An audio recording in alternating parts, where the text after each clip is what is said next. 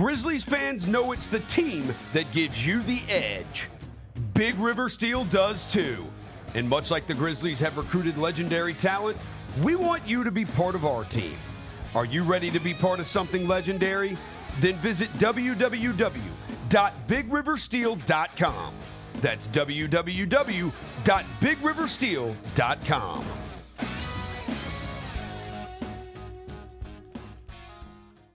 Jeff Dunham, Artificial Intelligence, his all-new tour. Just a hand. You're the other white meat. How can you be so smart on one hand and so stupid on the other? Well, you're half of it. I realize I could have avoided all this years ago with one simple word. I do not. Silence! Don't miss a Memphis. Friday, April 10th, FedEx Forum. Tickets on sale Monday, September 29th at jeffdunham.com.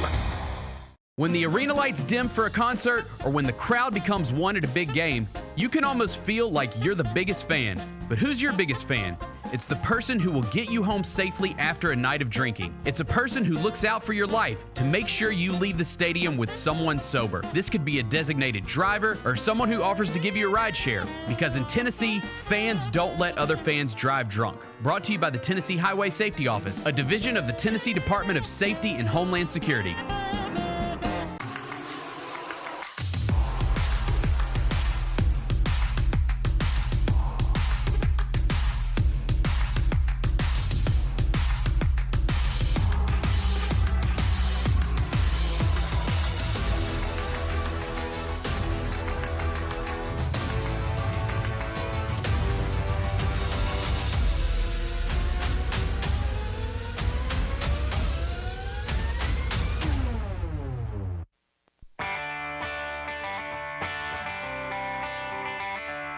Live from the Built Ford Tough studio at FedEx Forum, it's the Gary Parrish Show, presented by Ortho South, on YouTube at Grind City Media and the official Grind City Media app. Now, here's your host, Gary Parrish.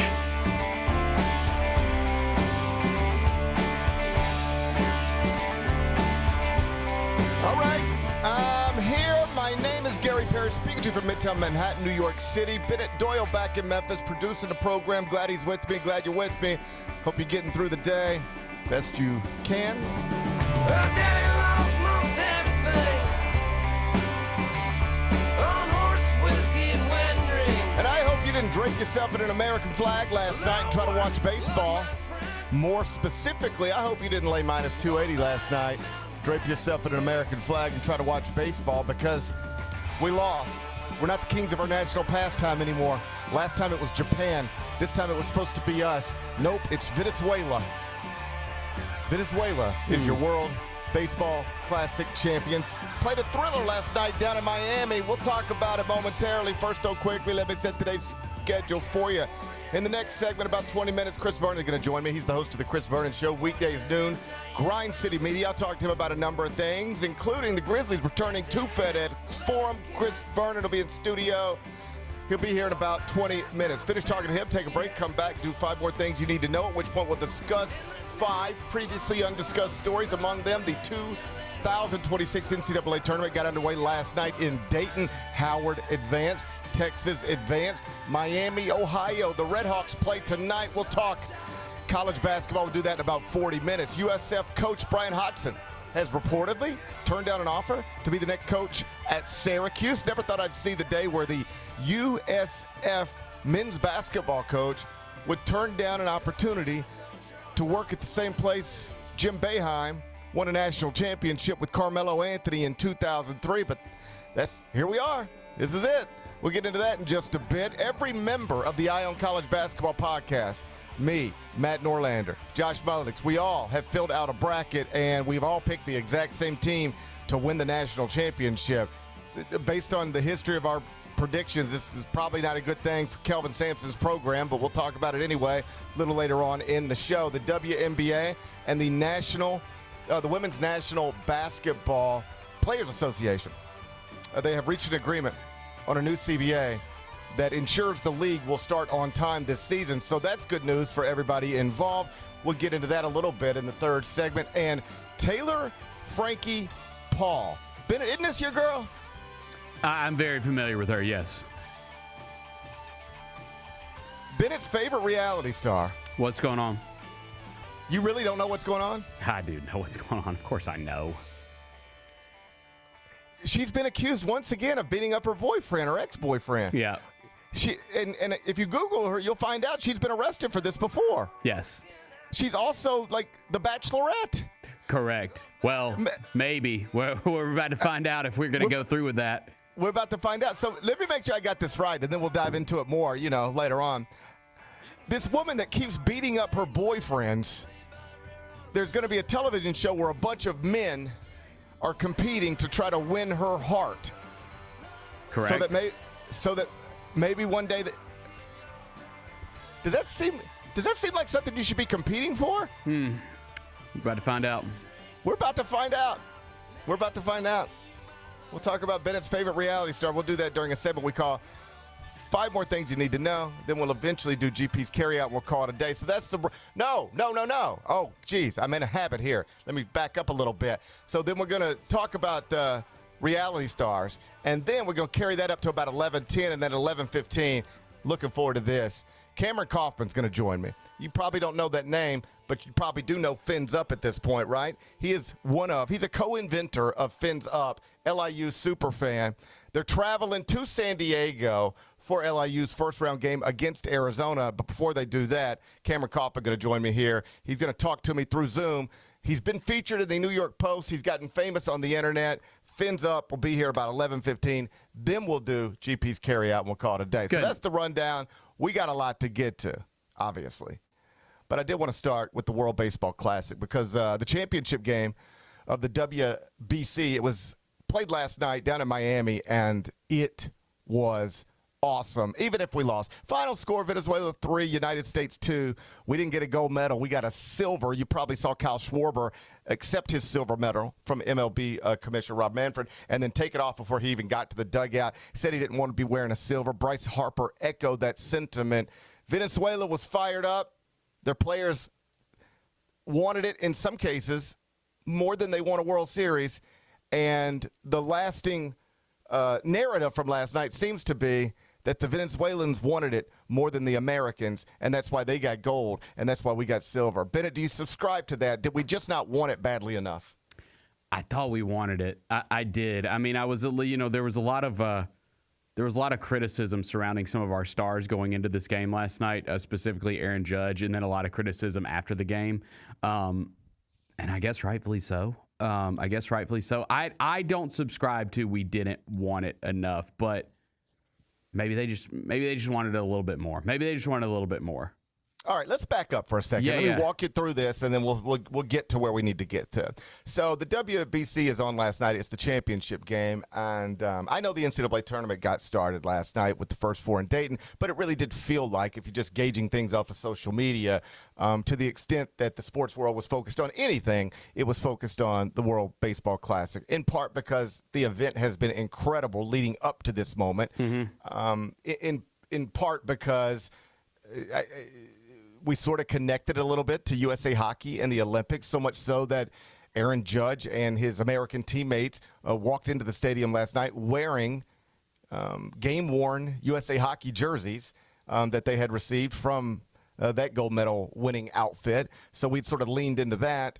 And so there was a whole bunch of I don't know that you typically get attention on baseball before actual opening day in any sort of meaningful way, but this World Baseball Classic has become a thing, and it looked like there were real eyeballs on it last night. So Nolan McClain, Mets rookie, gets the start for reasons that add to the controversy. We'll get to that. And he goes down 2-0. Young man did his best, but Venezuela's got a stacked lineup. So he's down 2-0, and then we're in the 8th. So it's getting late. And Bryce Harper, you know him, multi-time MVP, Philly star. He comes up to the plate. Perhaps, he comes up to the plate. Big stage. And Kyra, if we have it, Bryce Harper comes to the plate last night, runner on, We're down 2-0 as the United States of America, and this is what it looked and sounded like. Harper sends a fly ball to deep center field. Better late than never.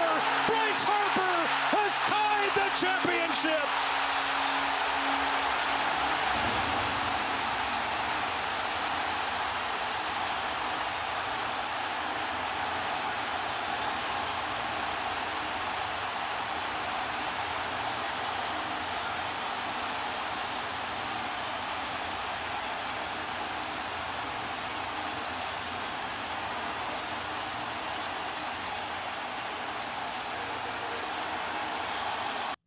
All right, so that was a moment. That was pretty cool. 2-2, let's go. But we can skip to the end. You already know who won. I can tell you how it happened, but it doesn't really matter. Venezuela put another run across the board. The United States could not, and so you lose 3-2. And after the game, the scene was just incredible. The Venezuelan players, even like Miguel Cabrera, who is obviously a retired baseball player, but a Venezuelan legend, like he was in tears on the field. You could just see how much it meant to these men to win this event, not just for themselves, but for their country, because I don't know if you follow the news, but the country's been going through it a little bit. And so just watch this post-game interview Ken Rosenthal's doing. I'm going to let it go for, 60, 70 seconds, however long it is, because I think if we're going to dial down on who really wanted this badly, who did it mean the most to, well, this right here might be Exhibit A. Can you describe what this means for your country? I mean, what can I say about this? It's amazing. God is good. All the glory is for Lord Jesus. He was with us the whole time. We have to glorify, put his name in front of everything. And nobody believed in Venezuela, but now we win the championship today. And it's a celebration for all the Venezuelan country. You'll go ahead double in the 9th inning. What were you thinking when you were standing on second base? I just prayed at the time. Pointing to my family out there, they was happy for me. God is good, man. God is good. Eugenio, what made this team so special? The union. We are together the whole time.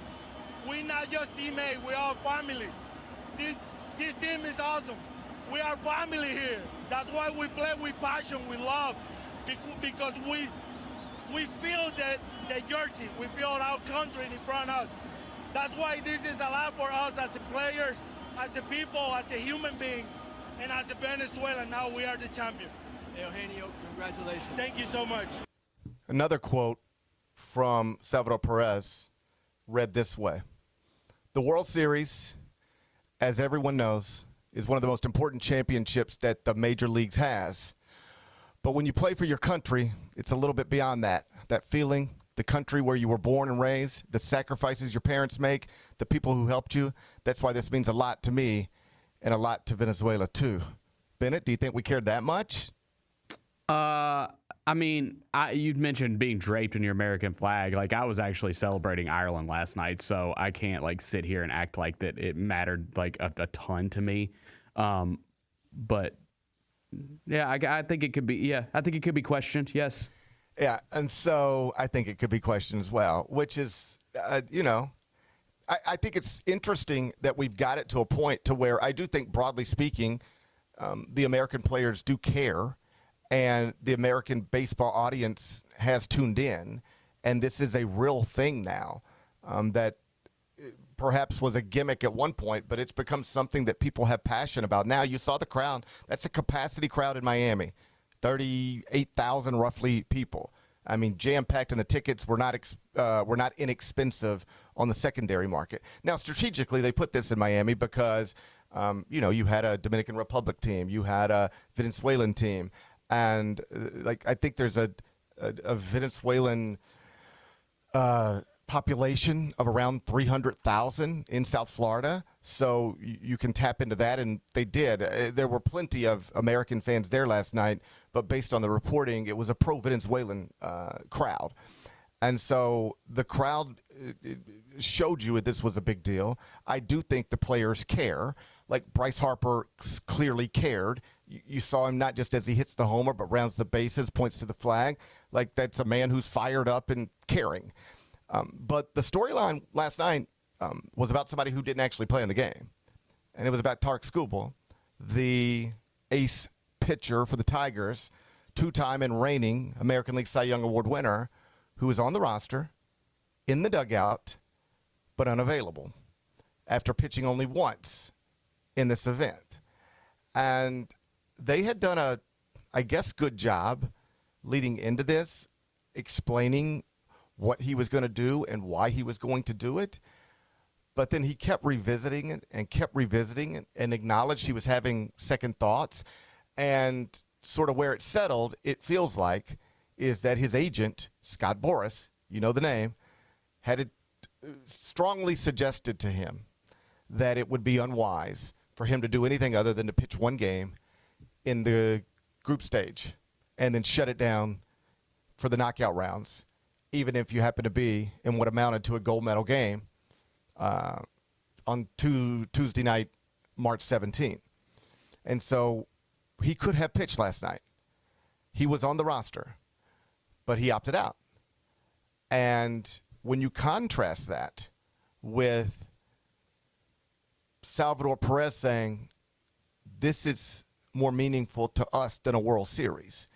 Like, I would rather win this for my country than win a World Series for my MLB franchise. Now, I don't know how much his MLB franchise likes to hear that, but either way, the sentiment is there. This means the world to these players. And I don't doubt Tarek Skubal cares because, like he said last night, I drove through a rainstorm from spring training to be here, just to be in the clubhouse with the guys, just to be in the dugout with the guys.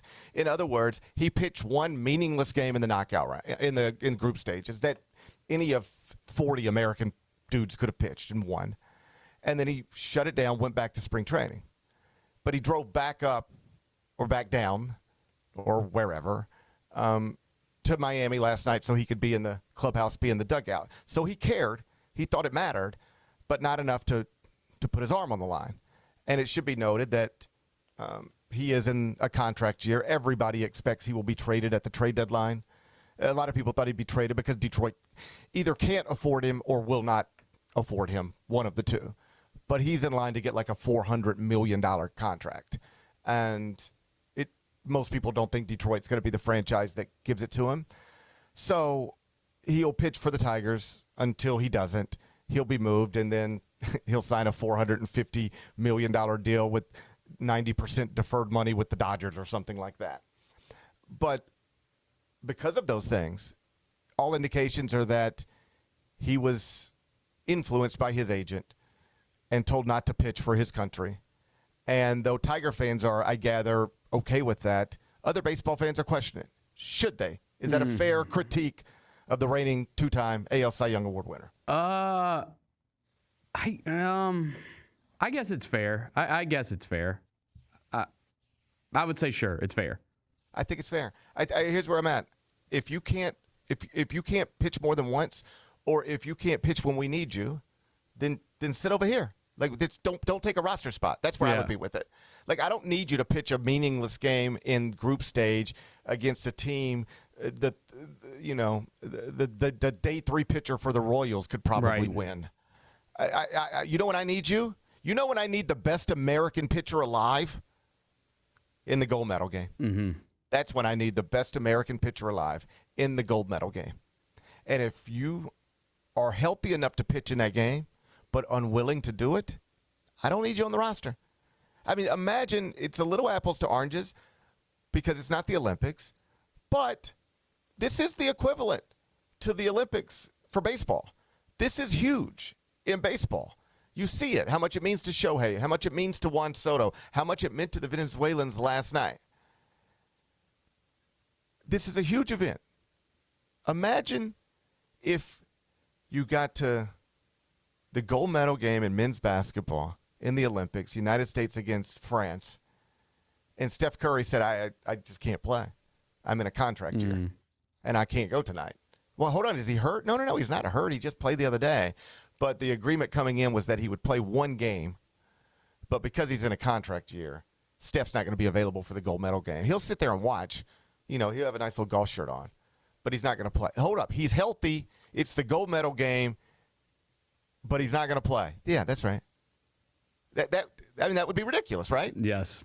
Okay, well, that's what happened last night. And I know pitchers different than basketball players. There's a reason Bryce Harper and Aaron Judge will play every game and a pitcher won't. I understand all of it. I'm just saying it's not ideal. If you cannot show up in the gold medal game with your left arm, then I don't know why you're on the roster. Right. And I understand why you might not be on the roster. Like, I'm not even arguing that aspect of it. Not intensely, at least. Like, I'm not even screaming, to be clear, Skubal should have pitched no matter what. This is for America. Like, I understand what it's like to, I mean, I don't understand. Almost none of us do. But I can try to understand what it's like to maybe have $400 million in front of you. And, a rotator cuff issue could take that off the table. And every inning you throw is inning you're at risk of that. And you're not going to throw too many innings in what amounts to an off-season tournament when there is a Major League Baseball franchise who's paying you a lot of money to do it for them, and another Major League Baseball franchise probably that will pay you hundreds of millions of dollars to do it for them in less than a year. Like, I get all of that. So if you don't want to risk anything by pitching in this thing, I couldn't in good conscience tell somebody they're a bad person for not wanting to risk $400 million with their arm. All right? I mean, look what happened to Noah Syndergaard or Matt Harvey. Like, these guys were in line to get hundreds of millions of dollars, and then their arms blew out. And, who knows what they're making right now, but it's not hundreds of millions of dollars playing baseball. So I wouldn't feel comfortable telling somebody, if you don't pitch, you're not a competitor in this event. If you don't pitch, you don't love your country in this event. That seems like you're getting a little that ain't for you to say. I'm just saying, if you're going to be on the roster, you should make yourself available. Yes. And if you're not going to make yourself available, you shouldn't be on the roster. And he could have set this whole thing out, and it's not a controversy at all. You could set it out for any number of reasons. You know what you do? You sit in front of a microphone and you say, I am employed by the Detroit Tigers. I love my country, but I am employed by the Detroit Tigers. And I know everybody's been speculating on my future, but my hope is to be so awesome with the Detroit Tigers that we as a team are so good that by the time we get to the trade deadline, it doesn't make sense to move me because you can't afford me. It makes sense to invest in me so that I can finish my career here and win a World Series here. That's what I'm focused on. I know other people are focused on other things, and I respect that, but I hope you can respect this. At the end of the day, I'm just showing my loyalty to the franchise that's been there for me this whole time. That's all I'm doing.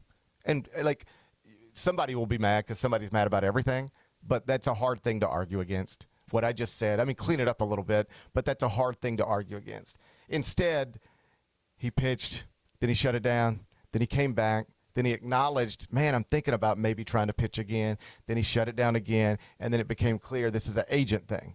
Like, it's a lot of the same reasons people were coming down hard on Darren Peterson at Kansas, because they didn't think he really didn't want to play as much as he was being told not to play for reasons that other basketball players are not told the same thing. Whether that's true or not, that was the perception. And, Darren Peterson got nicknamed DNP. People don't like it when people don't play when we know that you can. It's an NBA problem.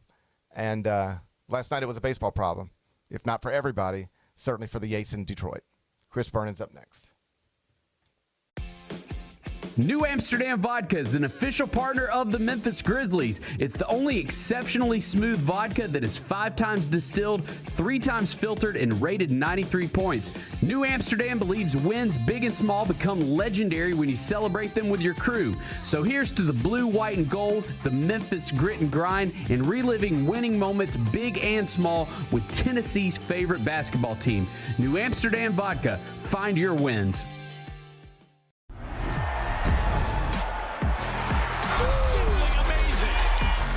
Wells, a rhythm three. Yes, sir! Exclamation point on this game. Grizz fans, defend your home court from pests with Terminix. Before cockroaches, spiders, and mice show up, Terminix it with our pest-free 365-plus year-round protection plan. Visit Terminix.com today and enter code SAVE50 at checkout to save $50. Terms apply. Go Grizzlies! Kroger shoppers and Grizz fans. Want exclusive last-minute discounted ticket deals texted straight to you? Sign up with the new Kroger Buzzer Beater deal.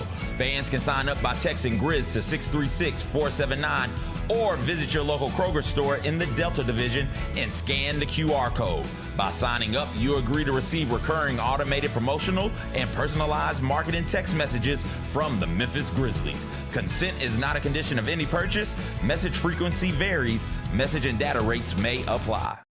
Grizzlies fans, dunks, dimes, and no-looks are great on TV, but nothing compares to catching them IRL. And that starts with buying tickets at Ticketmaster, the official ticket marketplace of the Memphis Grizzlies and the NBA. Ticketmaster gets you to the game so you can catch every highlight in person. From seeing your favorite Grizzlies stars up close to hearing the squeak of the sneakers on the hardwood. Put that jersey collection to use and get tickets at Ticketmaster. There's no better brag than saying you saw it live. See you courtside, Memphis.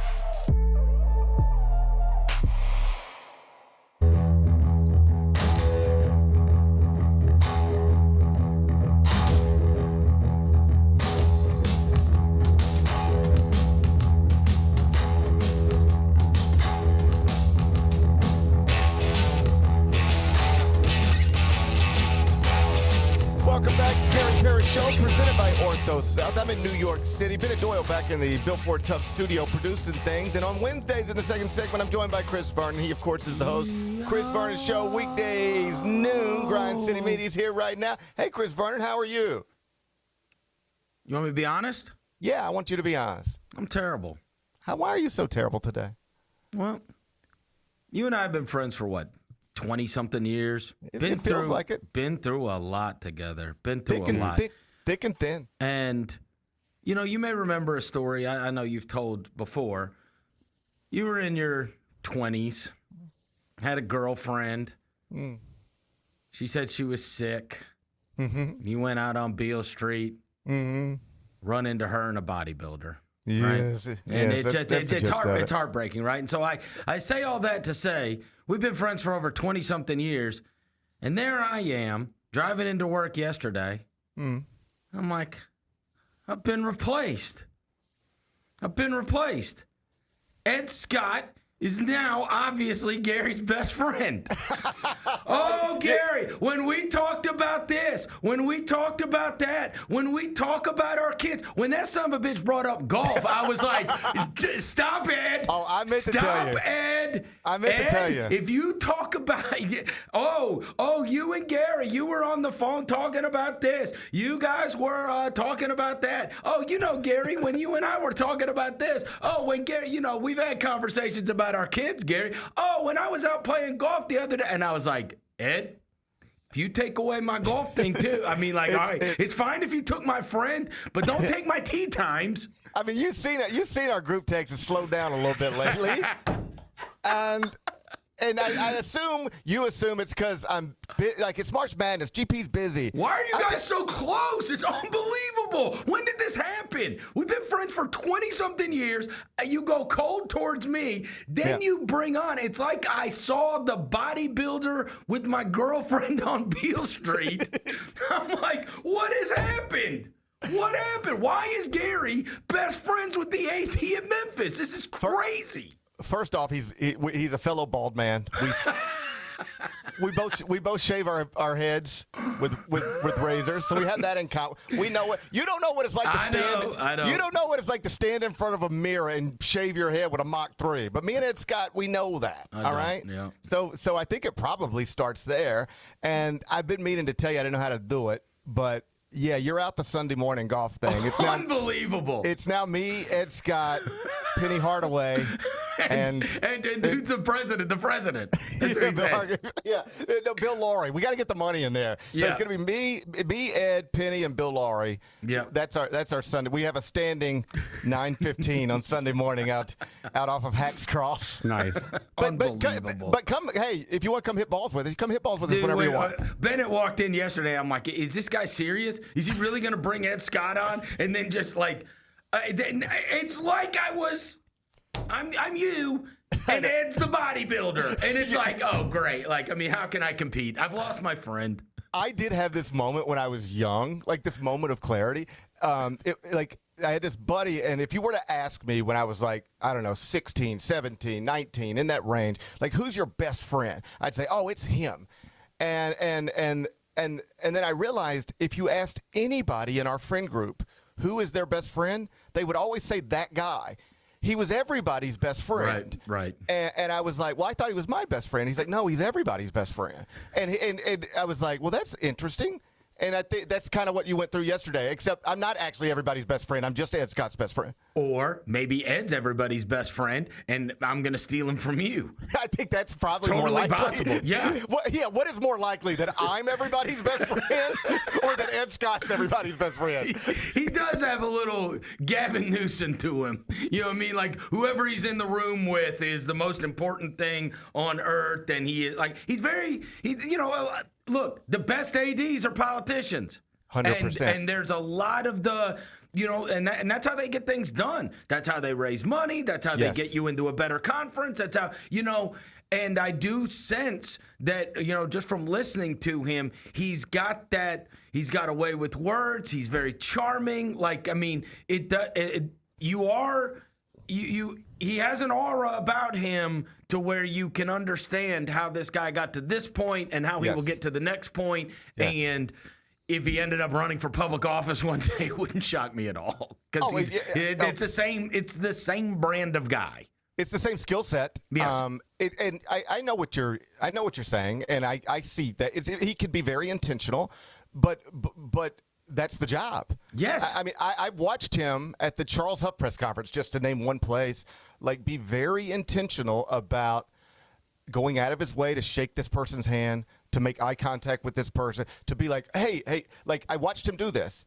He's in a conversation with 3 people over here, notices somebody over here, turns to them hey, hold up one second. Hey, it's good to see you. I'm so glad you're here. How's your wife doing? Yeah. Knew the name, and then can come back to these people. But how do you think this guy just felt? This guy the athletic director who just introduced the new football coach, stopped his conversation to just acknowledge your presence over here. And then he'll go back to this thing, but he's very good at that kind of thing. But that's the job. That's the job. There it is, but there's also different ways to do it, because we've seen it both ways, right? The guy that really got football going at Memphis had the personality of a foot in Tom Bowen. That guy sucked. But he was really good at what he did AD-wise, right? And I've also seen it even with the Grizzlies, right? Chris Wallace, about a week ago, Rosa went over to this restaurant across the street, and the same lady that works at that restaurant worked at it when it was the Daily Grill, when Jerry West was going in there every day. And she asked Rosa, where is Chris Wallace? Whatever happened to Chris Wallace? I loved him. He was so sweet to my whole staff, whatever. He's been gone for 10 years. You know what I'm saying? And he was a shake hands, kiss babies, everybody out in the community, whatever. And Zach goes about it a completely different way, right? Like, so there is different ways to do these jobs of leadership, but in many cases, what you will find, and especially in a job like Memphis, having uber charisma benefits you a great deal. He's a real. He's the kind of guy that will move on to something else. The same way that, what was the guy's name that went to Missouri that we loved?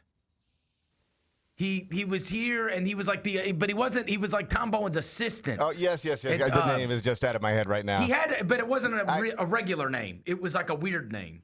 Not weird, but like a name that nobody else had. Win. Oh my. Win. Yes, he's at West Virginia now. What's it? Win Baker? Yes, Win Baker. And he's now the athletic director at West Virginia. He was mega charismatic. Yes. Oh, he's the AD at West Virginia? I thought he was at Missouri or something. I think he took an associate job there and went to North Texas. Oh, okay. And then he's great personality. Great personality. Yes. So I pick up on what you're was suggesting. That's a real thing. I do think it's intentional, but like that's how you raise money. The part of being an athletic director today is raising money, and the best way to raise money is to make wealthy people feel important. Absolutely. And he is very good at that. And if that comes through in Zoom as well, I saw it. He's very good at that. I saw it. You're under his spell. You are under his spell. You guys are best friends, and that's fine. But, I'm going to steal him. I'll call you after the show. I know I told you we didn't get in the member guest. What I meant to tell you is that me and Ed are in the member guest. Dang. It's me and Ed. We're gonna get our name on the wall. Me and Ed are gonna get our name on the wall. But that's I saw a book, or I didn't pick it up, but I just sort of glanced at it about this type of thing, like being intentional with, and it's something how to win friends and influence people by Dale Carnegie. No, but it was something. But I noticed my wife does this, but it's totally unintentional. It's just her personality. But like when she sees somebody, she doesn't even know she's doing it. I watch her do it all the time. She will pick out any one thing about you that she likes, and she will emphasize that immediately. Like she'll be like, if she walked in the studio right now, she'd be like, "Oh, Chris, look at those red headphones. I love those. Those look great on you. Red, Gary, you should maybe look at red. That red look good." She does that to everybody? I thought she just did that to me. No, it's everybody. Ooh, I thought your wife just thought I had awesome stuff. Dang it, man. No, she doesn't give a shit about your red headphones. She actually thinks they're stupid, and you should get an IFB like a professional. Okay? But she would talk incredibly positively about those red headphones, and she does it in every aspect of her life, and it's not intentional. She's not trying to do anything other than that's just her resting place is, if I could say something that will make this person smile or feel good, I'll do that right now. So she would be a great athletic director too. She would be wonderful at fundraising because that's a personality that benefits you. Yeah, okay, beyond all that, what did you think of? You clearly listened to at least some of it. I thought it was interesting that he sometimes, like every once in a while, there'll be something that somebody brings up that feels like, that is not something I expect. If you go back and listen, 2 or 3 times, he brought up nutrition. And I was like, that team did not suck because of poor nutrition. Derrick Rose lived on gummy bears. These guys just aren't good. Hold on, though. I will say, because they're getting the new strength and conditioning coach. I know they are. Okay, and the thing is, man, when they played against South Florida this year, the first thing I noticed was, these dudes are all way bigger than our players. They're all jacked, and we're not. Okay. Bennett tried to fire the strength and conditioning coach before the USF game. This is what it feels to me like. I think Ed Scott works out for 2 hours every morning, and it's his passion. So he walked in, and it's like, your nutrition stinks, your weight training stinks. You know these guys. Like, we all know these guys, right? Like, guys that are hardcore about their fitness. Sure. I bet Ed Scott, look, he posted pictures in Maui with the shirt off. So, the guy cares.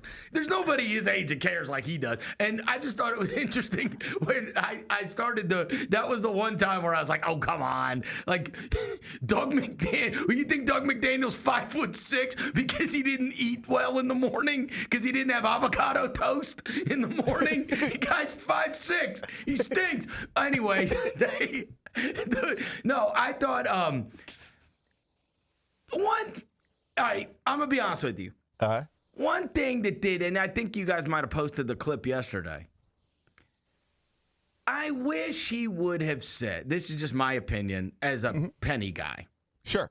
And somebody that really wanted him back. I wish he would have led with, the reason I brought him back is because I thought he could do the job.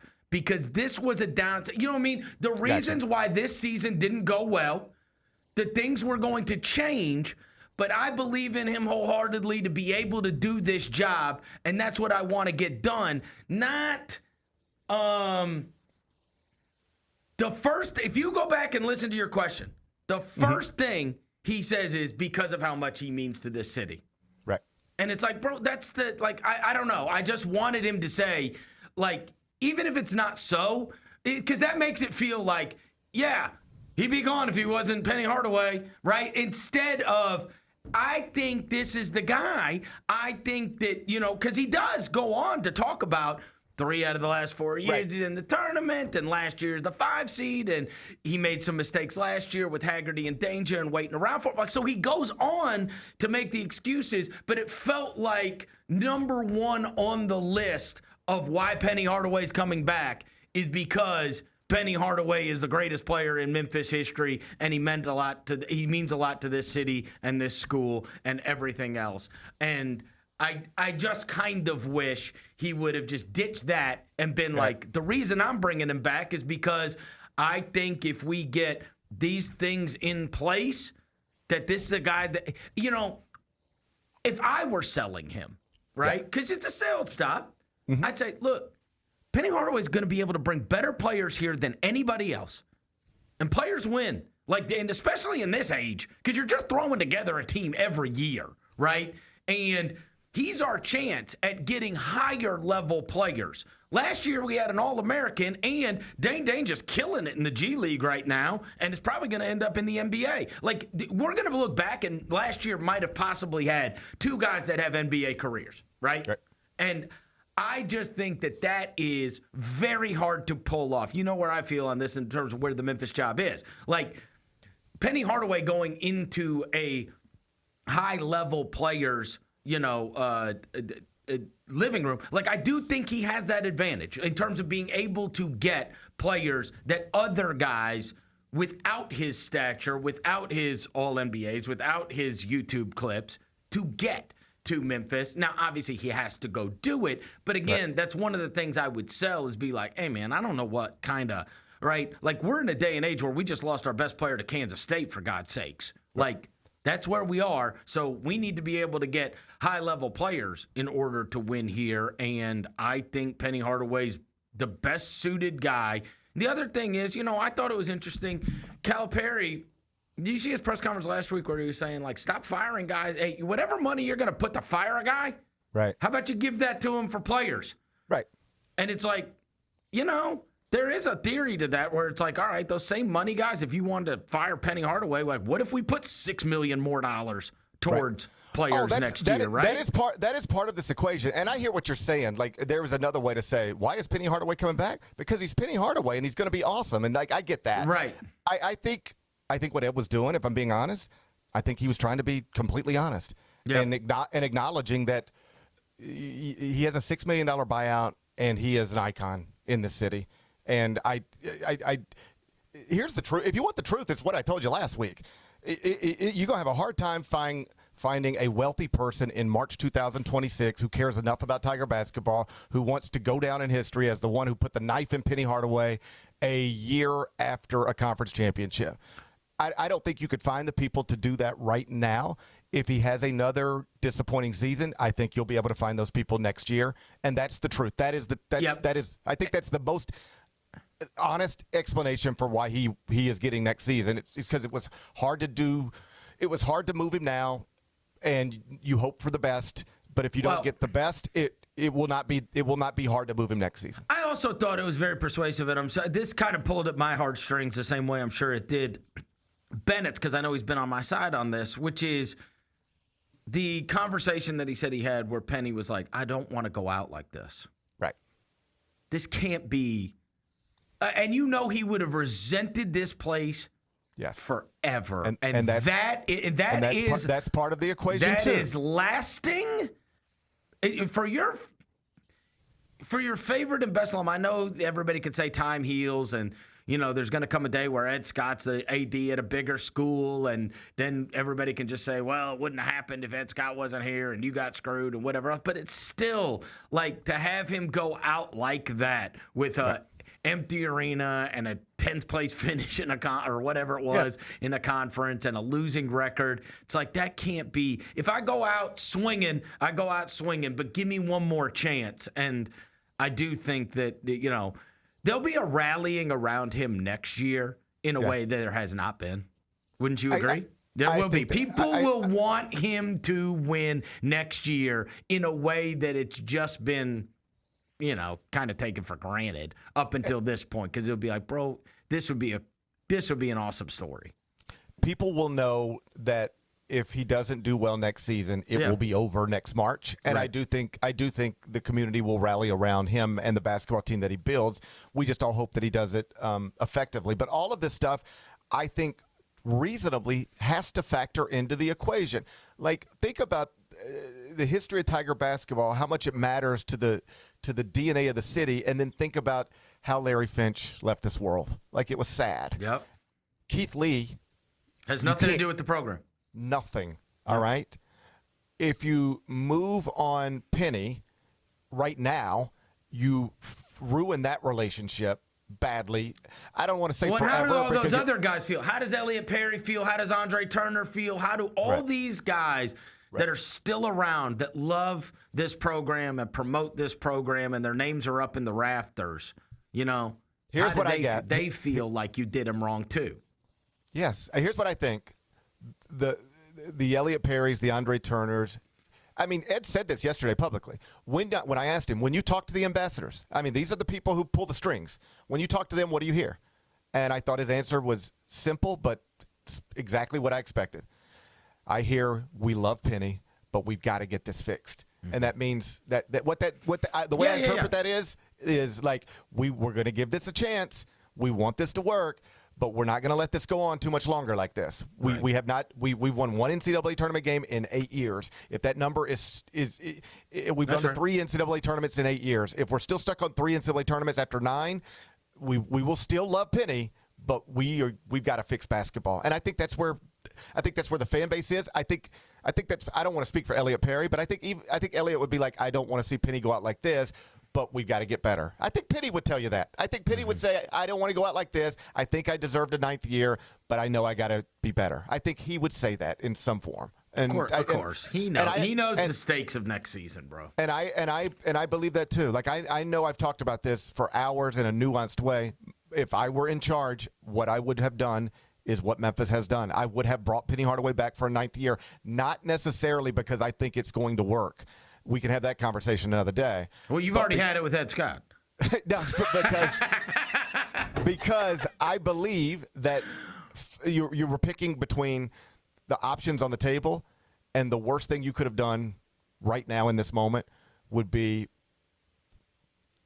find $6 million that you don't have to pay your most famous alum to be mad at you for the rest of his life, and then get another $3, $4, $5 million to try to hire a new staff that isn't going to excite anybody at the gate because those people don't exist.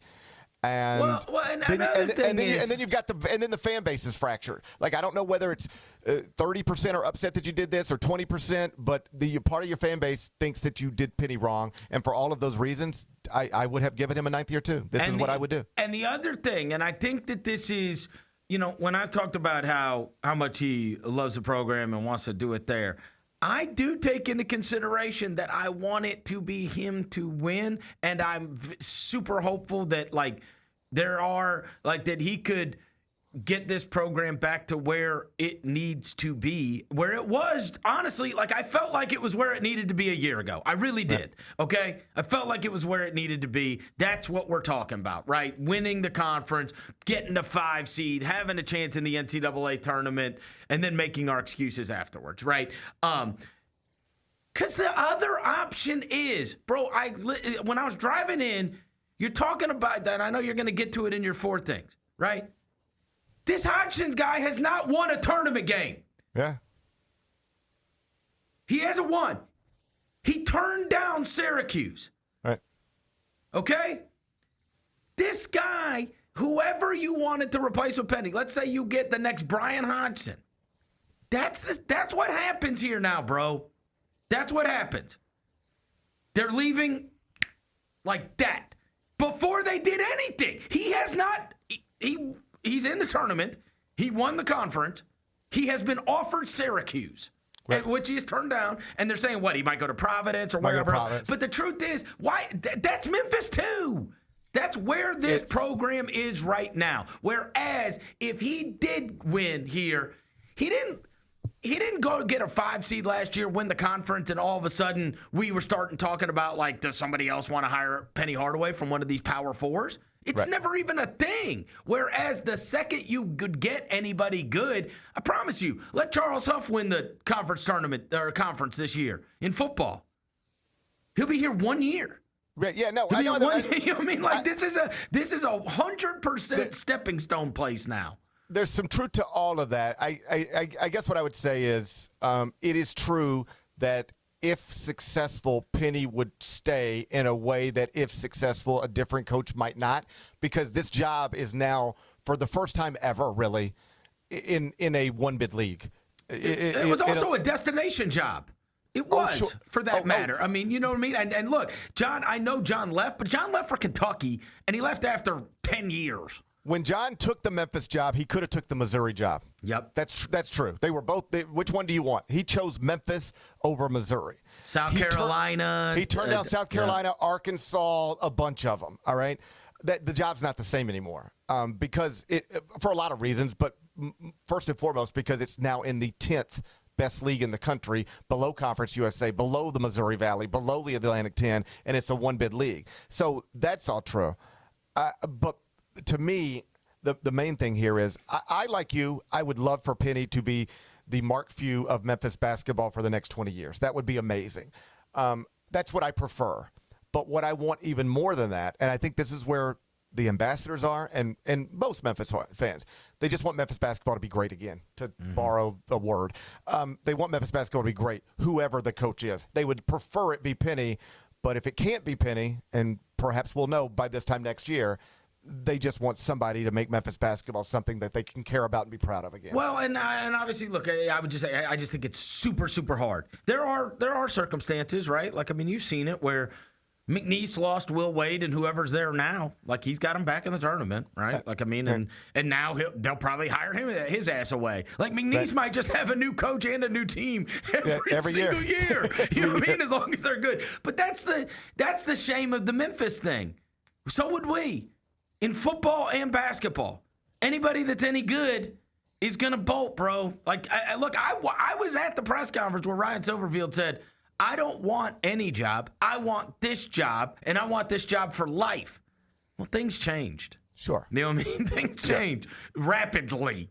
Yes. And all of a sudden, what looked like, hey, man, I just want to be the coach of Memphis forever, like, all of a sudden, he had a wandering eye, as did the fan base. I got it. But, I mean, like I told you, if Charles Huff goes 10-2 and wins the conference, you know, South Carolina's going to fire, Shane Beamer, and he'll be the first call, right? Like, I mean, that's the way this goes now.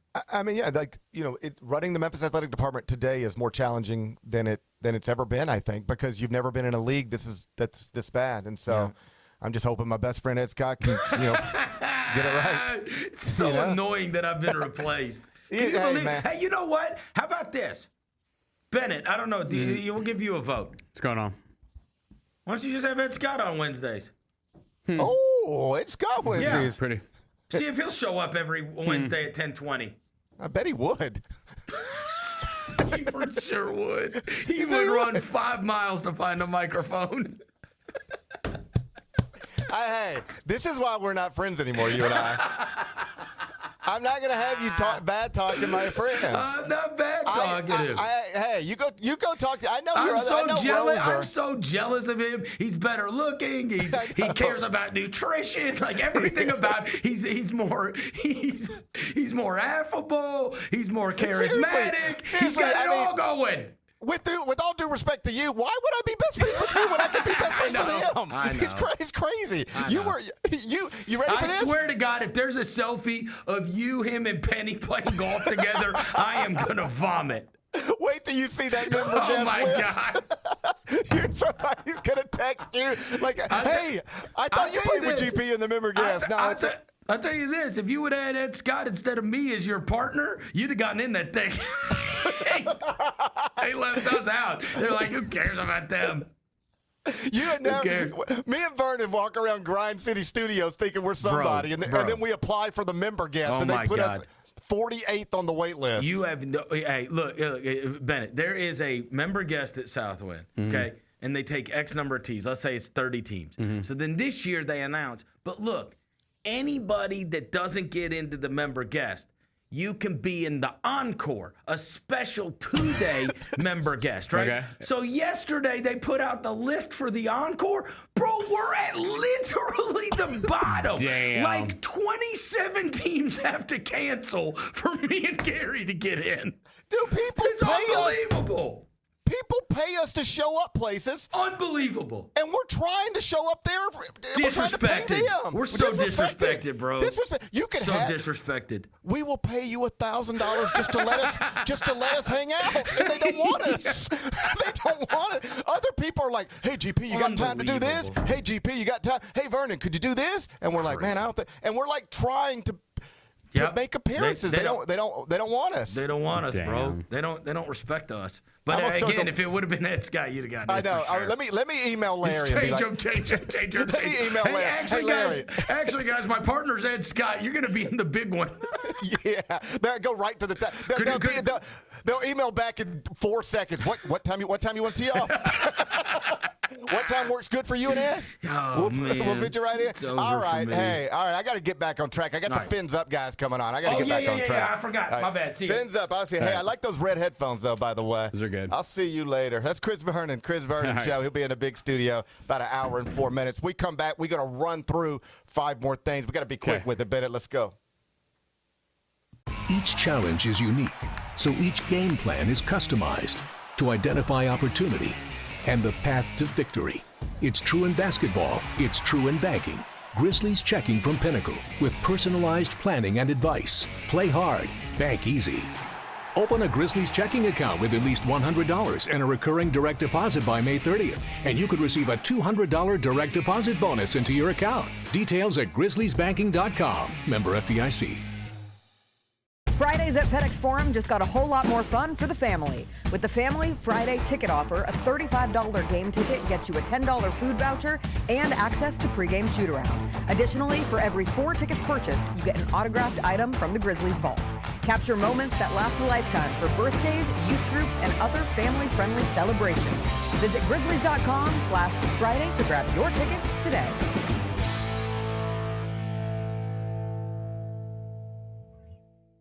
Junior Grizzlies summer camps presented by Ortho South are the key to a slam dunk summer with over a dozen 4-day camps perfect for hoopers ages 6 to 14 looking to build fundamental skills and make unforgettable memories. With camps across the Mid-South in Tennessee, Mississippi, and Arkansas, you won't have to go far for the ultimate hoops experience this summer.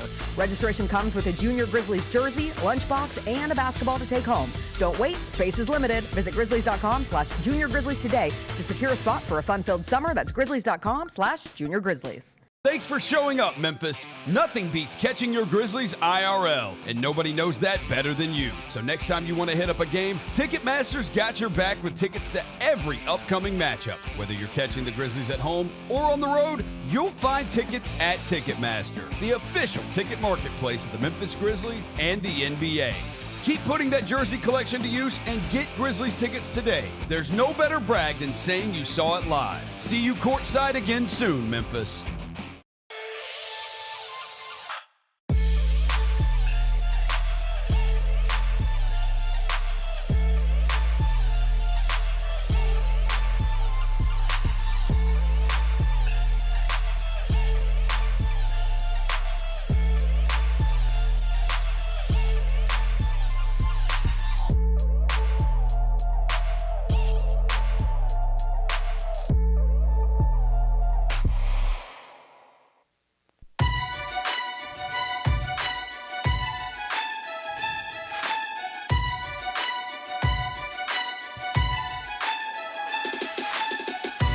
Orthopedic injuries can be unpredictable, unforeseen, unscheduled. Ortho South understands this better than anyone. Since your injuries don't make appointments, you don't need to either.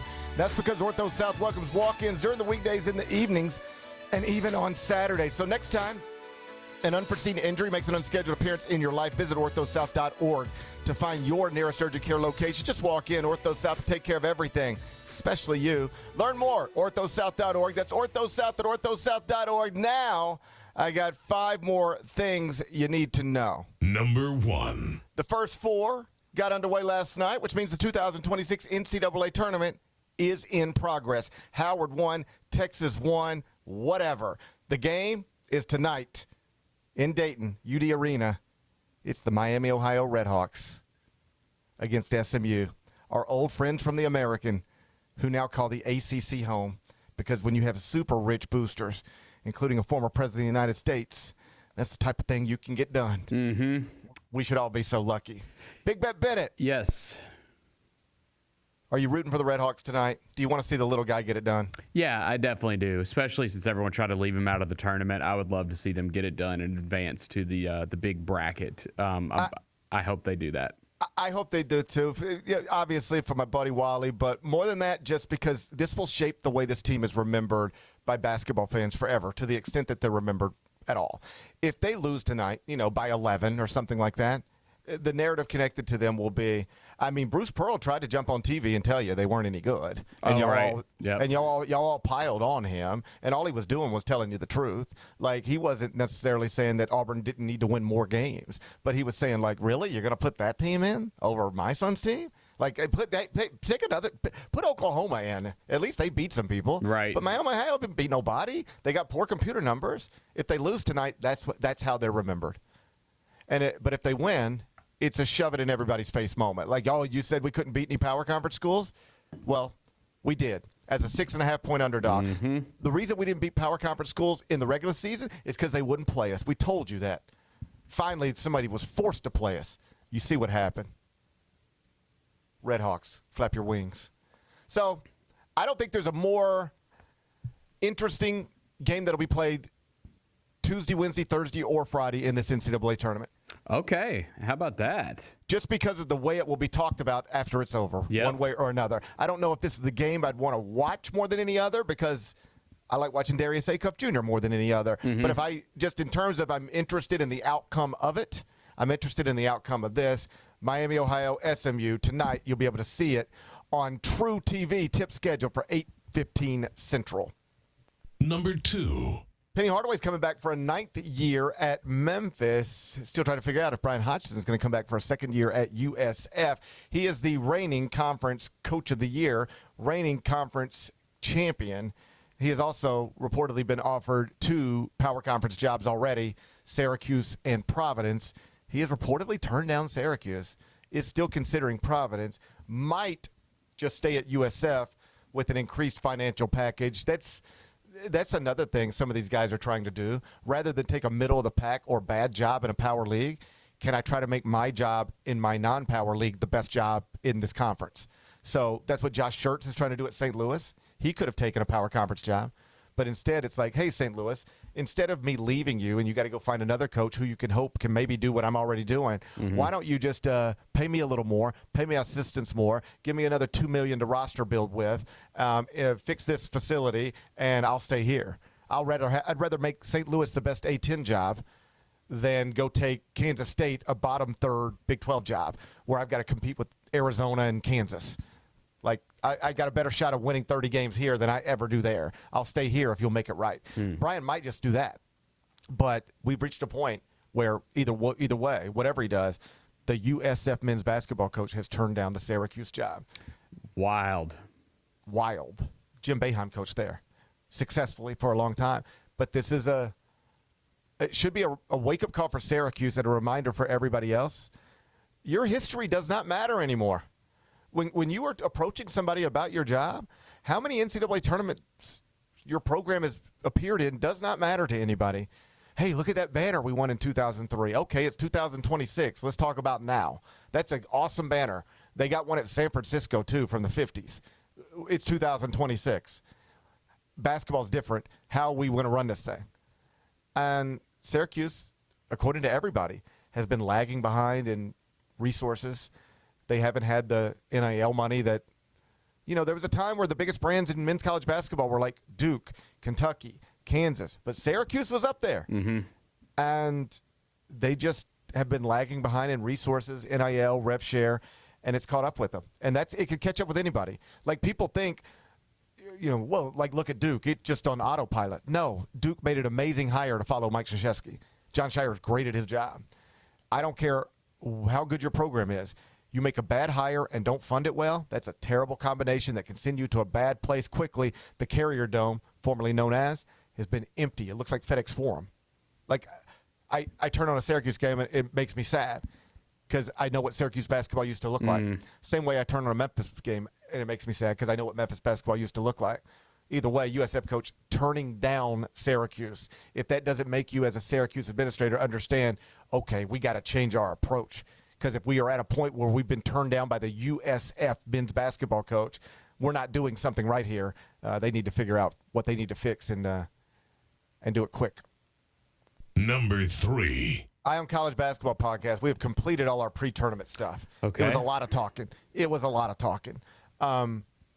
And coincidentally, I guess, because we certainly didn't plan it that way, all 3 people who have a voice on that show regularly picked Houston to win the national championship, even though Houston did not win its conference and did not win its conference tournament. I was on CBS Sports HQ yesterday, and one of the hosts pointed out that X number of the past X national champions have either won their conference regular season title or conference tournament. And it's like a big number. It's like 42 of 44 or something like that.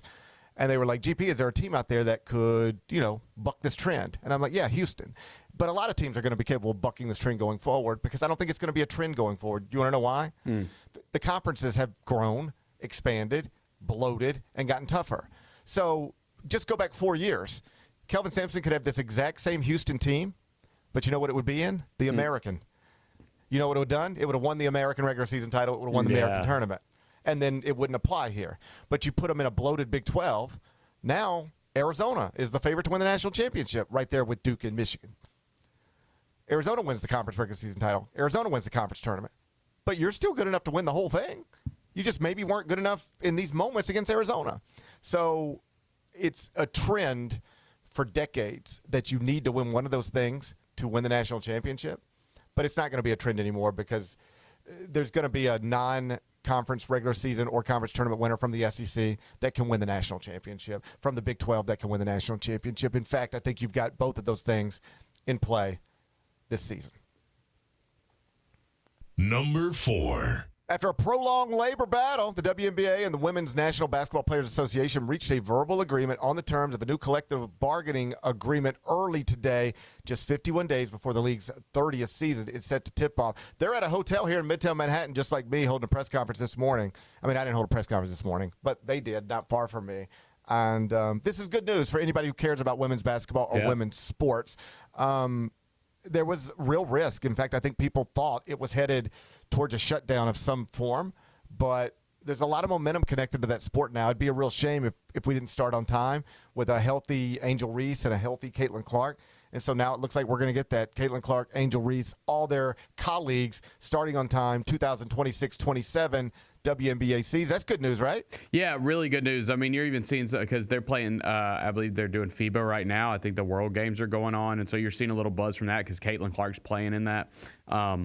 Yeah, it would have been a shame if they would have had a lockout, man. Just because, again, we talked WNBA more last year than we ever have on this show. And it's because the sport has become so much bigger than it's ever been. So yeah, it would have been a shame if they would have won the lockout. Glad it got done. And I think the numbers everybody most interested in, salary cap, it goes from $1.5 million, which is where it was last year in the 2025 season. In the 2026 season, it will go up to $7 million, and then it will continue to increase annually. So, like 7 is still, it's not 8. It's not 18. I'm sure it's not what everybody wanted, but you do go from 1.5 to 7. So it's a significant, notable step in the right direction. Yeah, and I want to say we talked about expansion drafts. They're going to have an expansion draft soon because they got 2 new teams coming in. So that'll be kind of interesting to see that happen first before, the NBA ends up doing it. The new Supermax deal will start at $1.4 million for players, and the average salary will be around $600,000. That's up from around $120,000 per player this past season. So steps in the right direction. Congratulations to everybody involved. Number 5. Bennett, I got to ask you about your girl. What's going on? Well, you tell me what's going on. Taylor Frankie Paul. I'm aware of this woman because I remember the scandal. Yeah. She was a Mormon living in Utah, and she went on social media, and she was like, we were soft swinging, and it went too far, and now we got all these problems. And and somebody decided, well, I bet we can make a television show out of this. And so they did, and it was successful. And then somebody said, well, hell, she's pretty, and she's 31, and she's now single. Let's make her the Bachelorette. So she's supposed to be the Bachelorette, and that is, I believe, supposed to premiere within a week. She's on the press tour right now. Yes. Was on Good Morning America this morning. She's here in New York City. I'll go try to find her when the show's over. Okay, good. And she has been accused once again of being physically violent with her ex after having previously been arrested for being physically violent with her ex. So what I'm trying to figure out is, what am I missing here? Are we really about to do a television show where like 30 men compete to try to get into this relationship with this woman who keeps beating people up, allegedly? Is that what's going on? One person keeps it. And he's not without fault. I mean, I'm pretty sure he cheated on her with her mom's friend. So, like, that's, you know. It's tough. It's a tough situation. If you're going to have a reason to beat someone up. What's the mom's friend look like? Do we know what the mom's friend looks like? I don't know. And this might be allegedly, but it was definitely one of the big rumors on the show. So, wow. Yeah. Great show, by the way. Secret. They're on season 4 right now, I believe. Secret Lives of Mormon Wives. Great show. It's on ice right now because the set isn't safe. Yeah, right. Yeah, that's right. They had to shut down filming. Yeah. So yeah, it'll be interesting to see if this blows over and they still roll with the Bachelorette, because now people are kind of speculating, well, are they just going to have to cancel this season because of all this controversy? I doubt it. It just feels like if I was talking to if I was a younger man and a single man, and I was in a better looking man and all that stuff, and I was getting ready to go on the Bachelorette to try to find the love of my life, and my mom was like, so who's the Bachelorette? It's cool that you're going to be on the show, but who are you competing with all these other men for? And I'd say, it's Taylor Frankie. And it's like, who's Taylor Frankie? And I'd say, well, so she was married, and then she started, she had an open relationship, which, whatever. Hey, man, whatever gets you through the day, that's fine with me. Yeah. Ain't got nothing to do with me. So she had an open relationship, and then she took it too far by her own admission. So that marriage ended. Then she got into another relationship, I think had a kid. Yes. He wasn't involved. This guy wasn't involved in the swinging scandal. Well, it sounds like he missed out on the best parts of the Taylor Frankie experience. Although there's another girl on the show now that I believe was part of it. Imagine one guy gets to just like watch her make out with other women, and the other guy has to get beat up every once in a while. Which guy would you rather be? Well, that's a fair point. I know which one I'd rather be. It's a fair point. So, if I was talking to my mom, she'd be like, so who is this again? I say, okay, listen, Mom, she was married. Then she had an open relationship, which is fine. But she took it too far by her own admission. So that marriage ended. Then she had a baby with another guy, beat him up. Twice. Apparently recently, and there's video. And so, yeah, if I'm lucky, I'll get to marry her.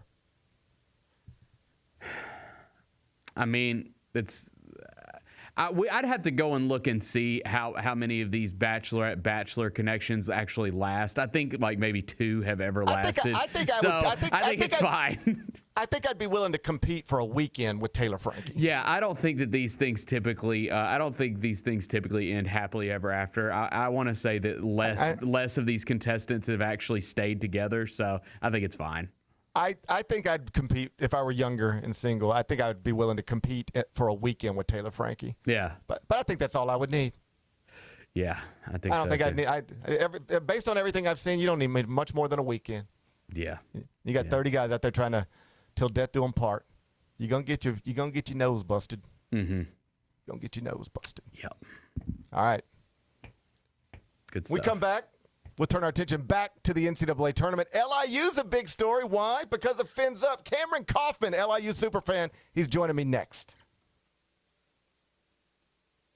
Sonic Radio. Welcome back to Sonic RNDIO. That spells radio with me, the CIO. This just in, the new Sonic $1.99 menu lets you build a crave-worthy meal for just $1.99 an item, whether that's a creamy shake, crispy tots, or a quarter-pound double cheeseburger. This just out. Ostriches. They're mean, not very cute, and in my opinion, way too big for a bird. Don't miss the Sonic Fun 99 menu. 5 items, always $1.99. Live free, eat Sonic. Tax not included. See menu for details.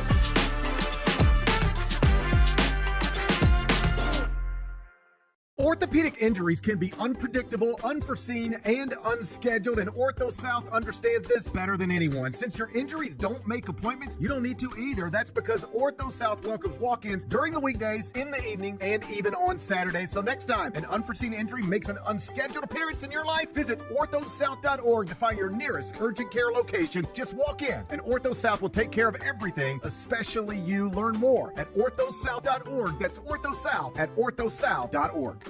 The heaviest metal credit card of all time. Rumored to be one of only 18 in existence. Plated with the very same tungsten that forged the International Space Station. And wielded at business dinners like a samurai sword. It's a classic corporate power move. But the real power move? Having end-to-end visibility on your most critical shipments. FedEx, the new power move. Kroger shoppers and Grizz fans. Want exclusive last-minute discounted ticket deals texted straight to you? Sign up with the new Kroger Buzzer Beater deal. Fans can sign up by texting Grizz to 636-479 or visit your local Kroger store in the Delta Division and scan the QR code. By signing up, you agree to receive recurring automated promotional and personalized marketing text messages from the Memphis Grizzlies. Consent is not a condition of any purchase. Message frequency varies. Message and data rates may apply.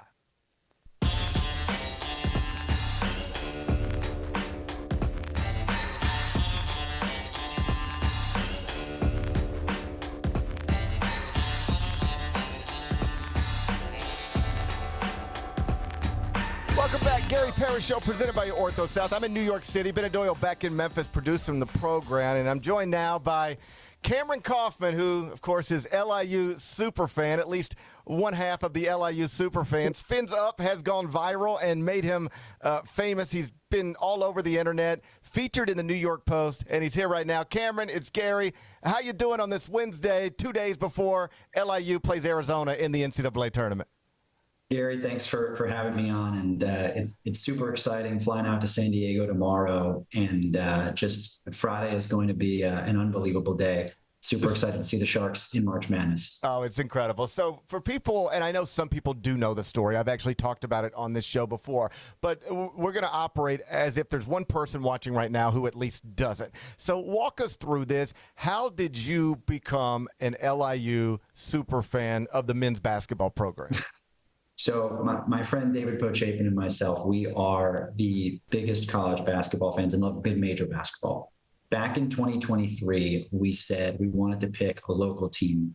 I went to Yale, super big Yale fan. I was actually the radio voice of Yale basketball. So like super into Yale basketball. And David loves Lehigh. But, you know, we're not going to every game 2 hours away. So we were like, you know what, we're going to pick a team in the area and we're going to try and get really behind it, go to every game we can. We went to Manhattan, we went to Wagner, we went to Iona, Fairfield, Columbia, Fordham. You know, we tried out a bunch. MLK Day 2023, we go to the Shark Tank for the first time, immediately captivated for a variety of reasons. You have Rod Strickland, former NBA legend, coaching the team. You could not have been closer to the court. There could not have been less people there. So you really were impacting the game and could have a way of getting involved. The mascot was the Sharks, which we thought was super funny. And the program actually, it was very close to the Barclays Center. It's like right in the heart of downtown Brooklyn. It has a lot of history. It had been a little bit of a difficult stretch as they had changed mascots, but there was a lot of bones and infrastructure to it being sort of a great mid-major program. And we were immediately like, this is our team. We are going to be the biggest Sharks fans. So you start going to games and the team isn't good and there's nobody there. But then the Fins Up thing that now everybody has seen sort of develops organically. Tell me how you end up going viral with Fins Up. So yeah, we'd been going for a few seasons and we were having the time of our lives. And the team was just getting better. That first season they were 3-26, I think, with one Division I win. The next year they won 5 or 6 conference games. Last year they came in second in the regular season. And David, I give full credit. He is he is an entertainer, a performer, and just during games we would riff on a bunch of things. And the school would say Fins Up. It was sort of like a slogan or a mantra that they would tweet sometimes. And we were putting our hands up during this game against Merrimack a couple of years ago. There were so many fouls called, so many free throws across the board. And, we would do like the twinkle during the free throws. And David from that put his hands above his head like a shark. And he was like, start to yell Fins Up every time we do that. And it then grew. Last year, we got the band involved. And so David yells Fins Up. And then everybody claps at the same time. And marching band bangs the drum at the exact right synchronization with the clap. And again, we were having the time of our lives doing this. There were a few TikToks that people thought it was funny, but we were just sort of living our lives. And all of a sudden, during the end of this season, a couple videos got picked up and it just has become a phenomenon. Now the University of Nebraska fans are doing it. I saw Utah State fans were doing it. I don't even know what to believe anymore. So can you pinpoint like where it flipped? The first time I saw it, I think it was from Big Cat, the Barstool Sports. And that pushed it into my timeline. And then I was like, okay, this is going to be a thing. Can you pinpoint like, this is when my life changed when this person shared it? Is it him? So yeah, this is exactly what happened. There was a brief moment in February where on President's Day, they had a rescheduled game from this big blizzard in New York, crazy snowstorm. So this game that was on a Sunday against Wagner was pushed to President's Day at 6 p.m. There was not a lot of people there. And this guy, Aaron Margot, got a video of David doing it alone. And that video got picked up by Barstool the first time. So there was like a little bit of buzz, a few 100,000 impressions, but it sort of got onto Barstool's radar. So then fast forward to this first playoff game in the NEC tournament, and this guy, Jeff Sunday, takes this perfect video where he gets the band leader and then pans to us. And it just sort of captures the energy of it. And Big Cat retweeted it. The video got like 2 million impressions, and it then just sort of went off to the races. But I remember we were at the game. They only won by 2 points against Chicago State. It was not the best game that they played all year. And we were just like, we're having dinner afterwards at a place nearby in Fort Greene. And we were sort of sitting there just, oh my God, thank God they made the semifinals. And then I looked at my phone and I was like, oh my God, what is going on? And it was insane. And so now, I mean, you're like, real famous, at least for now. I mean, you're all over the internet. You've been featured in the New York Post. What is the most surreal moment where like somebody from your past has reached out or somebody super famous has shared this? What's been like I can't believe my life has turned into this moment for you? Well, let me just first say that, this is, we're having the best time with this moment, but it really, like, no one would really care about this story if it weren't for the players having this unbelievable season. And I just want to, right, if the team was 8-8 in conference play, this wouldn't be a sensation. And for Coach Strickland to have executed the turnaround he's done, and for the team to be playing the way it's done on the national stage, and to come up like this and have this incredible run, all the credit to them. We're just sort of a nice side story in March Madness, but we're having a good time with it.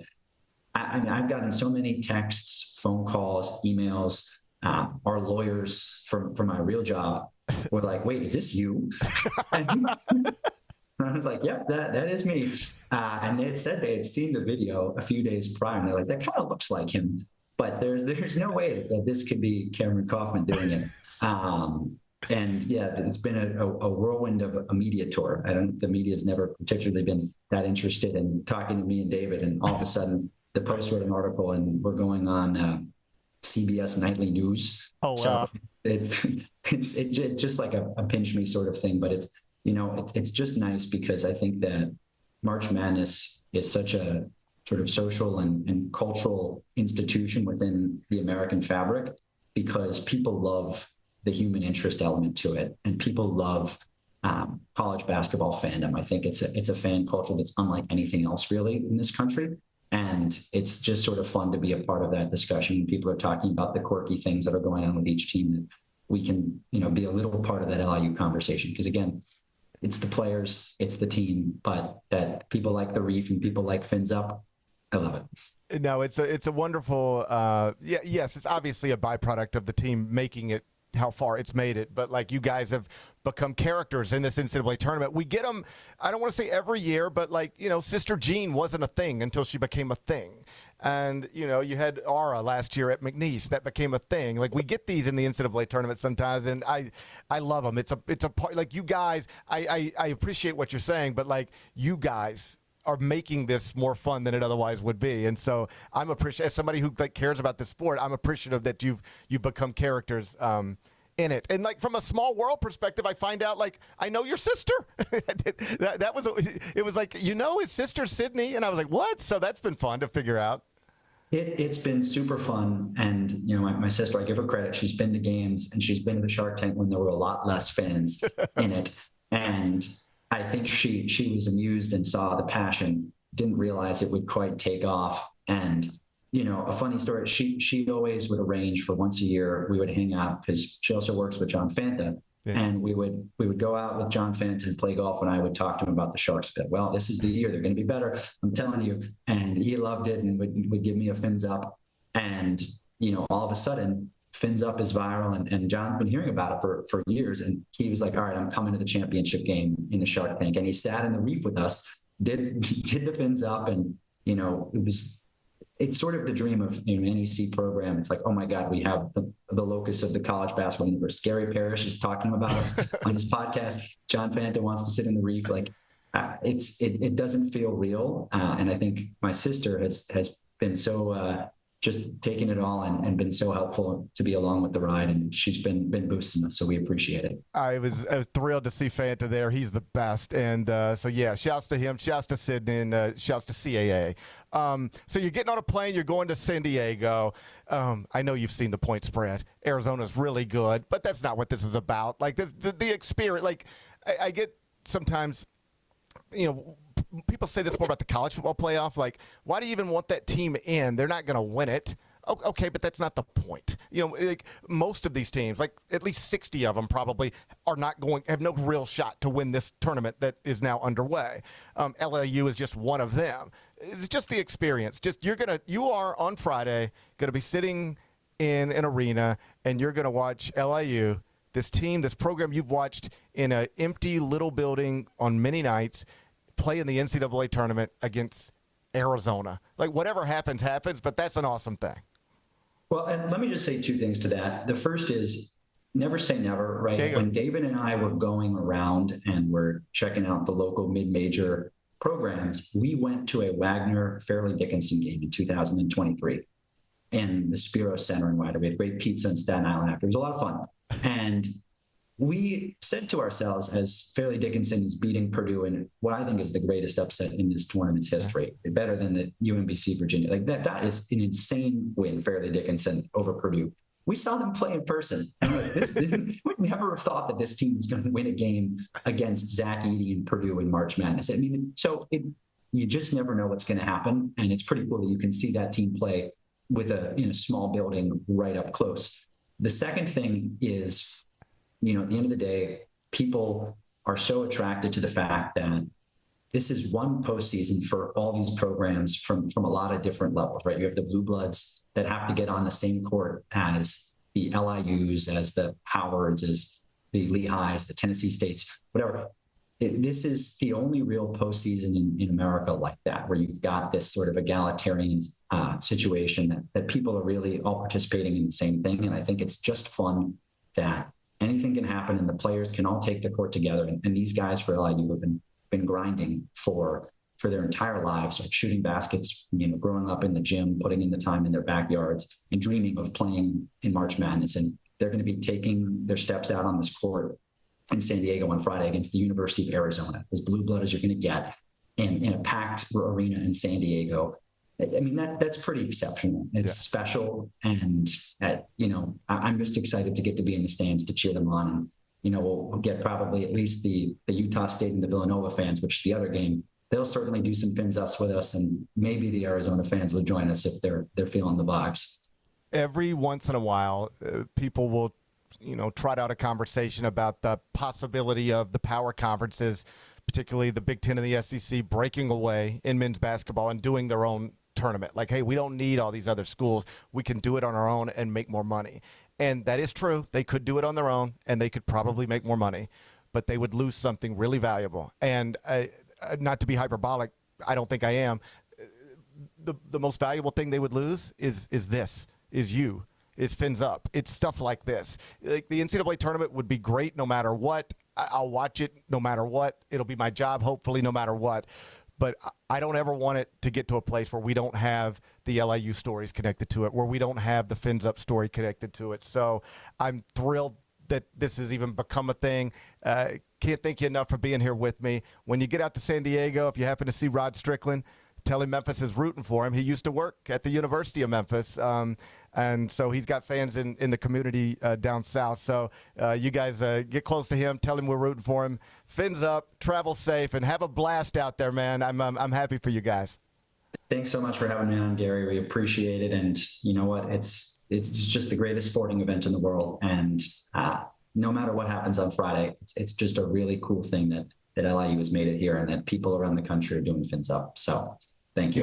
You guys are awesome. Fins up. I'll catch up with you down the road. That's Cameron Koffman, LIU Superfan. He's on his way to San Diego, Arizona. LIU tipping off 12:35 Central on TNT on Friday.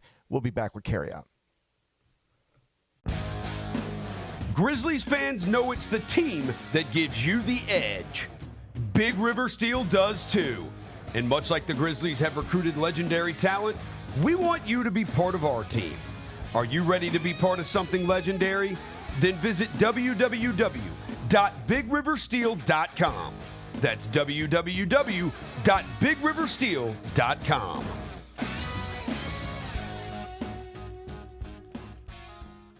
Jeff Dunham, Artificial Intelligence, his all-new tour. Jeff Dunham. You're the other white meat. LJ, how can you be so smart on one hand and so stupid on the other? Well, you're half of it. I realize I could have avoided all this years ago with one simple word. I do not. Silence! Don't miss a Memphis. Friday, April 10th, FedEx Forum. Tickets on sale Monday, September 29th at jeffdunham.com. When the arena lights dim for a concert or when the crowd becomes one at a big game, you can almost feel like you're the biggest fan. But who's your biggest fan? It's the person who will get you home safely after a night of drinking. It's a person who looks out for your life to make sure you leave the stadium with someone sober. This could be a designated driver or someone who offers to give you a ride share. Because in Tennessee, fans don't let other fans drive drunk. Brought to you by the Tennessee Highway Safety Office, a division of the Tennessee Department of Safety and Homeland Security.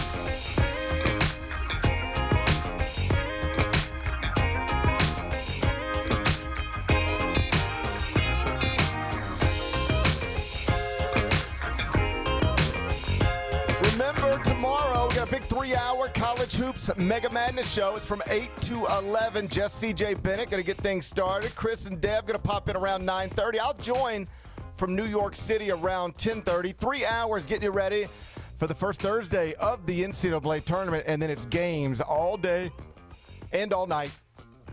That's tomorrow, 8 to 11, right here on Grind City Media app or YouTube. Let's wrap this up with Carryout. It's time for GP's Carryout. One final segment filled with stuff to take with you. It's not everything you need to know, but it's most of it.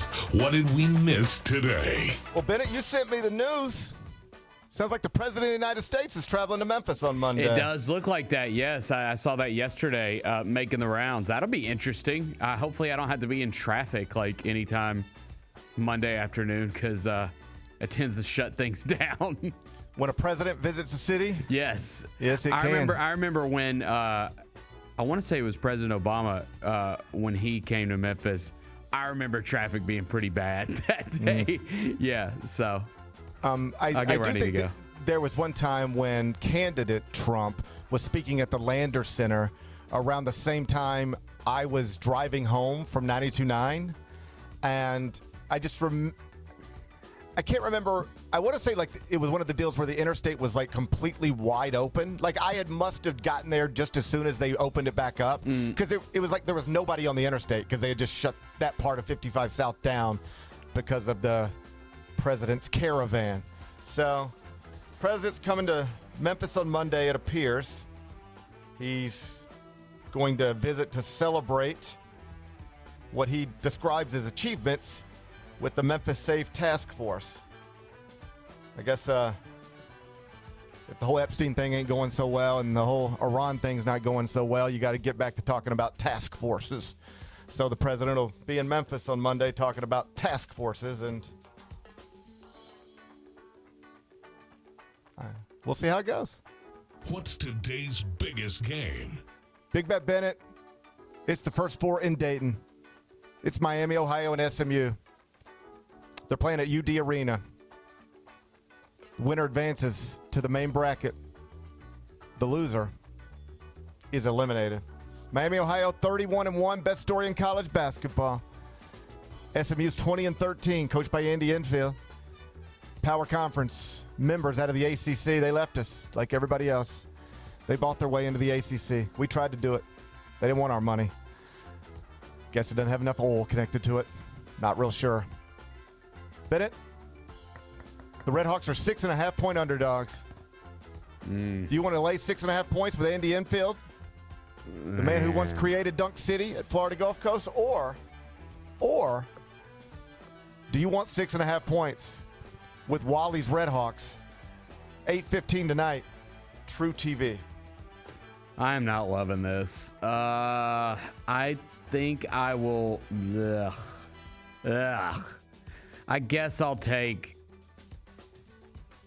I don't know what to do here, GP. Give me Miami, Ohio. Give me Miami, Ohio. Say, you either have a heart or you don't. Right, that's what this comes down to. You have a heart or you don't. They're going to get blasted. They're probably going to get blasted. They're going to get blasted. That's what's going to happen. Yep.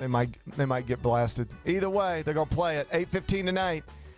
Bennett says take the Redhawks plus the 6.5. 8:15 on True TV. What are we watching on TV? All right, I'm going in studio tonight. It's that time of the year. I'm going in studio tonight. 7 o'clock call time, 9 o'clock we on CBS Sports Network. So, yeah, there's going to be games going on, but we'll be carrying press conferences from the early game, discussing the bracket in general, and then when Miami and SMU go final, we will take Travis Still's press conference live. We will take Andy Enfield's press conference live. We will have the players' press conferences live, and then we will provide expert analysis all night long. Last show, I think, starts at 11 p.m. Central, 1 hour edition of Inside College Basketball. So, channel 221 on DirecTV, CBS Sports Network, will be there all night. What's the best thing we've read? Well, over at ESPN.com, they have ranked the top 50 players who could make an impact in this NCAA tournament. So if you're still in the bracket consumption business, getting excited for March Madness, well, they've got a nice piece over on their college basketball page. You can find it ESPN.com. What's on tap for tomorrow? Well, I told you tomorrow's Thursday, and we're going to be doing something a little different. It's the 3-hour College Hoops Mega Madness Show from 8 to 11 on the Grind City Media app and live on YouTube. Jess, CJ, Bennett, going to get things started. That's 8 a.m. Bennett, you ready to work early tomorrow? I'm ready. Yep, okay. I'm ready. Well, you say it with a little more enthusiasm, I'm please. excited. I'm excited. Okay. That's Bennett CJ, Jess in studio at 8. Chris and Dev popping in around 9:30. I think Roser's got some hustle responsibilities, and I will join live from New York City at around 10:30. So hopefully I get a good night's sleep. Sounds good. Should be fun. Looking forward to it already. Enjoy the rest of your day. I'll try to enjoy mine. We're going to meet back here tomorrow at 8. Till then, be careful, be kind, be good. Rep your hood.